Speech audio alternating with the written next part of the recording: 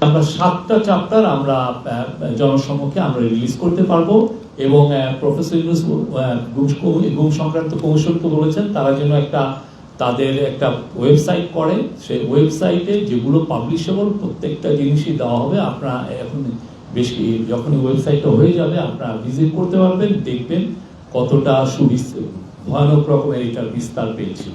ভিডিওটা বলে দেন যে মারার পরে লাশের কোট ছিল, বস্তা, লাশ মারার পরে বস্তা টিপ করতো, মানে লাশ ক্লিন করা মানে আচ্ছা,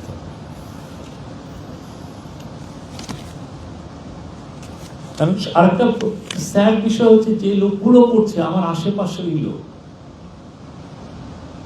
আমাদের আশেপাশে। হয়তোবা আপনি আমাদের মধ্যে হয়তোবা কেউ ওনাদেরকে আবার আমরা হ্যাপি বার্থডেও জানাচ্ছি, এমন সব লোক এই কাজগুলো করেছে।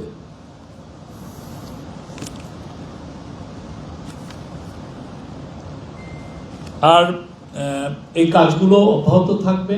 এই ট্রুথ প্রফেসর ইউনূস বলেছেন, সবাইকে বলেছেন যে এই ট্রুথটা সবাইকে জানাতে, কি ঘটনাগুলো ঘটেছে এটা বাংলাদেশের সবার জন্য জানা উচিত।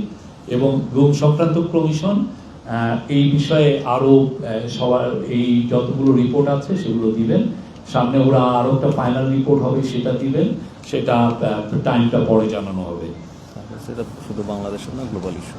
আর স্যার বলেছেন এটা বাংলাদেশের বিষয় না, এটা গ্লোবাল ইস্যু, বিকজ গ্লোবাল অনেকেই এটা হিউম্যান রাইটস গ্রুপগুলো জানতে যায়, পৃথিবীর মানুষ জানতে চায় যে শেখ হাসিনার আমলে আসলে কি হয়েছিল, এটা তো সবাই জানতে চায়। অনেকে তো এই গল্পগুলো অনেকটাই জানেন, কিন্তু আরো বিস্তৃতভাবে জানার জন্য এটা একটা পৃথিবীর সবাইকে জানানো উচিত।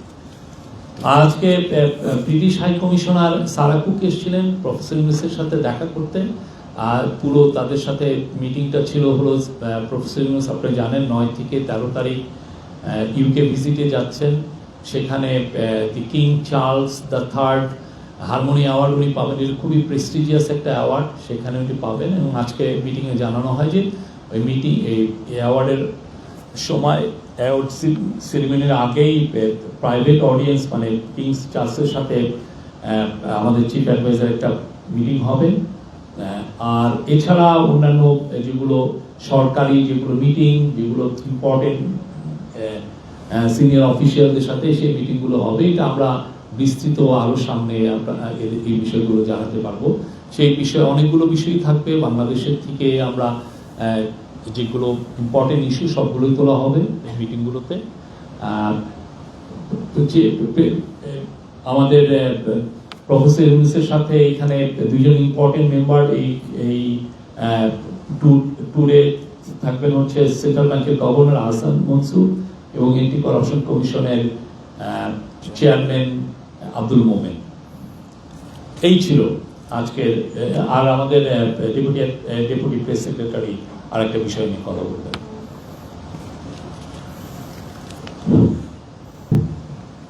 কোনো প্রশ্ন থাকলে বল।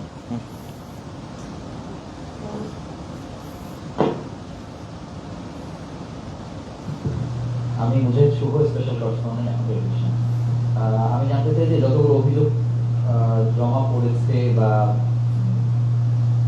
র্যাবের বিরুদ্ধে সব থেকে অভিযোগ, কিন্তু র্যাবের যে সদস্যরা ছিল তারা কি পুলিশের বেশি, বিজিবির বেশি না সেনাবাহিনীর সদস্যরা এই গুমের সঙ্গে জড়িত ছিল? এটা রিপোর্টগুলো তো হচ্ছে, আপনি যখন ফাইনাল রিপোর্ট আসবে সেগুলো এই পুরো বিষয়গুলোই থাকবে, অনেক বিষয়গুলোই থাকবে। 300+ মিসিং বলে দেন। আর আরেকটা বিষয় বলা হয়নি, এখনো পর্যন্ত মিসিং আছে 300+, এখনো মিসিং। আমি মোহন ব্যক্তিগত কাজ করি। আমি একটু জানতে চাচ্ছিলাম যে এই যে যারা গুম হয়েছে অতীতে বা গুম করা হয়েছিল তাদেরকে খুঁজে বের করতে বা তারা আসলে জীবিত না মৃত, এই সন্ধানটা কিন্তু যারা গুম নিয়ে কাজ করেছে, বিশেষ করে মায়ের দেখ থেকে শুরু করে বিভিন্ন সংগঠন, তারা চাচ্ছিলেন জানতে হবে, সরকারের কাছে একটা এক্সপেকটেশন ছিল, তো তাদেরকে খুঁজে বের করতে বা তাদের স্ট্যাটাস জানতে মৃত না জীবিত আদৌ সরকার কি ব্যবস্থা নিচ্ছে। গুম সংক্রান্ত কমিশনের একটা বড় একটা দায়িত্ব, ওনারা কিন্তু এটা সুচারুভাবে সম্পূর্ণ করছেন। তারা যেটা করছেন যে যারা ভিকটিম হয়েছেন তাদের কাছ থেকে জানছেন যে কিভাবে তাদেরকে গুম করা হয়েছে, কোথায় রাখা হয়েছে, কিভাবে তাদেরকে টর্চার করা হয়েছে, কারা এই টর্চারে ইনভলভ। তো সেই সূত্র ধরে যারা যারা টর্চারে ইনভলভ ছিল তাদের অনেক, যারা পারপিটেটর ছিল তাদেরকেও অনেককে সামন করে তাদেরকে ইন্টারভিউ নেওয়া হচ্ছে, যাদেরকে বা এই পুরো ফোর্সগুলোর সাথে কথা বলে ইন্টারভিউ নেওয়া হচ্ছে। মূল উদ্দেশ্য হলো কি, যেই নিয়ে মিসিং হন না কেন কোথায় রাখা হচ্ছে। অলরেডি দেখেছেন যে আয়না ঘরগুলো বের হয়ে আসছে, কিন্তু কথা হচ্ছে যে যারা মিসিং হয়েছেন 300 জন, তারা কোথায় আছেন, তারা কি জীবিত আছেন না মৃত হয়েছেন। তো এই বিষয়টা আমরা জানার চেষ্টা, এটা তাদের আপ্রাণ চেষ্টা। আজকে চিফ অ্যাডভাইজার আবারও বলেছেন যে এটা আমাদেরকে জানতে হবে, এরা আমাদের ভাই, আমাদের বোন, এরা কোথায় গেল। এই জিনিসটা এদের যে করে হোক এটা আমাদেরকে সন্ধান করতে হবে, এবং এটা একদিনের স্ট্রাগল না, যতদিন না লাস্ট যেই লোকটা পর্যন্ত, মানে লাস্ট ম্যান যিনি হারিয়ে গেছেন, মানে 300 জনের মধ্যে লাস্ট যে লোকটা, প্রত্যেকটা লোককে যতক্ষণ না খুঁজে বের করা হচ্ছে কোথায় তাকে কি মেরে ফেলা হয়েছে নাকি, বা তার মেরে ফেলা হলে তার কবরটা কোথায়, যতদিন না আমরা জানছি, আমরা গুম কমিশন সেই বিষয়ে কাজ করছে, এটা নিয়ে তাদের পুরো কনসেন্ট্রেশন সেই জায়গাটায় আছে। আমার নাম মনিরুজ্জামান উজ্জ্বল, আমি জাতীয় নিউজ থেকে বলছি। আপনি বলেছেন যে র্যাবের ইন্টেলিজেন্স উইং সর্বাধিক গুমের সাথে জড়িত ছিল। এ পর্যন্ত র্যাবের কতজন অফিসার বা একে চিহ্নিত করা হয়েছে যে তারা এই কার্যক্রমের সাথে জড়িত ছিল, যেহেতু প্রতিটা আমলে যারা যারা নিয়োগপ্রাপ্ত ছিল তাদের তালিকা থাকে, সেক্ষেত্রে কতজন পলাতক রয়েছে বা কতজন এখনো আপনাদের এগুলো তদন্ত হচ্ছে, তদন্তগুলো হোক। এবং আমি বলি সবাইকে, আপনি একটু ধৈর্য ধরেন, তদন্তগুলো যারা করছেন খুবই সিরিয়াসলি তদন্ত হচ্ছে, এবং সেটা ওনারা একটা যখন ফাইনাল রিপোর্টে অনেক কিছুই উঠে আসবে। শফিক ভাই, আমার নাম মোস্তফা মল্লিক, আমি চ্যানেলাইতে আছি। উজ্জ্বল ভাই উত্তরটা আমি পেয়েছি, কিন্তু আপনি একটু আগে বলছিলেন যে তাদেরকে ঈদ গ্রিটিংসও দেওয়া হতো, তার মানে তারা খুবই পরিচিত। আপনি যদি যারা গুম হয়েছে তাদের যেমন আলাদা আলাদা ঈদ গ্রিটিংস না, এটা হচ্ছে যে ভাই আপনার সাথে আছি, ভাই আপনি না আসলে পৃথিবী হতো না, এই টাইপের কথা অনেকে দিয়েছে। যারা নিখোঁজ হয়েছেন বা গুম কমিশনে যারা অভিযোগ করেছেন তাদের যেমন প্রোফাইল করা হয়েছে, কিন্তু এই সংবাদ সম্মেলনে এতটুকু তো তথ্য নিশ্চয়ই আমরা আশা করতে পারি যে হাই প্রোফাইল কর্মকর্তা যারা এগুলো একেবারেই মানে নিয়মিত করতেন, এমন কোন ফিগার আপনারা আমাদের। এটা তো লিগ্যাল ইস্যু, এটার উপরে ধরেন অনেক লিগ্যাল প্রসিডিংস হবে, চার্জেস গঠন হবে। তো এই বিষয়গুলো আমি এই প্রেস কনফারেন্সে বলার বিষয় না।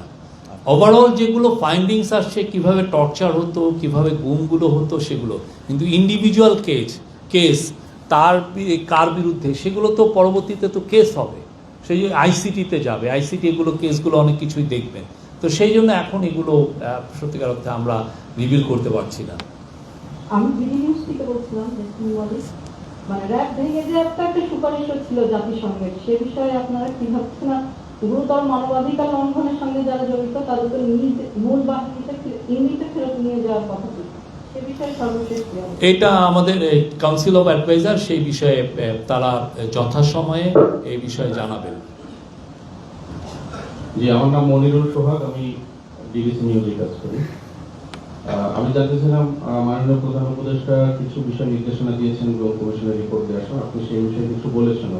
তো যারা এর সাথে জড়িত তাদের বিচারের ব্যাপারে কতখানি জোর দেওয়া হয়েছে? এই বিষয় অবশ্যই যারা যারা এই গুমের সাথে জড়িত তাদের বিচার বাংলাদেশের মাটিতে হবে।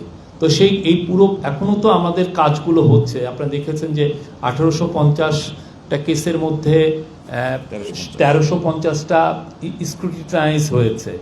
আরও আমরা যেটা এখন পর্যন্ত আমরা জানি যে সাসপেক্ট করা হচ্ছে যে 3500-এর মতো গুম হয়েছে। তো এই পুরো কেসগুলো ওরা কোথায় গেল, তাদের সন্ধানটা, এই কাজগুলো খুব স্লো, কাজগুলো খুব ডিটেইলে করতে হয়। এই পুরো কাজগুলো হোক, যারা যারা জড়িত তাদের সবাইকে বিচারের সম্মুখীন হতে হবে। আমি সুইটি এজেন্সিতে কাজ করি। এখানে প্রেস রিলিজটা পড়ছিলাম যদি ভাইয়া এর আগে পাঠিয়েছেন গ্রুপের মধ্যে, ওখানে লেখা আছে যে কেউ যদি 7 বছর নিখোঁজ থাকে তাহলে তাকে মৃত ধরা যায়, কিন্তু এখানে সুপারিশ করা হয়েছে যেহেতু ফ্যামিলি পার্সনরা খুবই ভোগান্তিতে পড়েন, তারা লেনদেনের ব্যাপারগুলোতে একদমই যেতে পারে না, সে কারণে এটা 5 বছর করা যায় কিনা সে ব্যাপারে সুপারিশ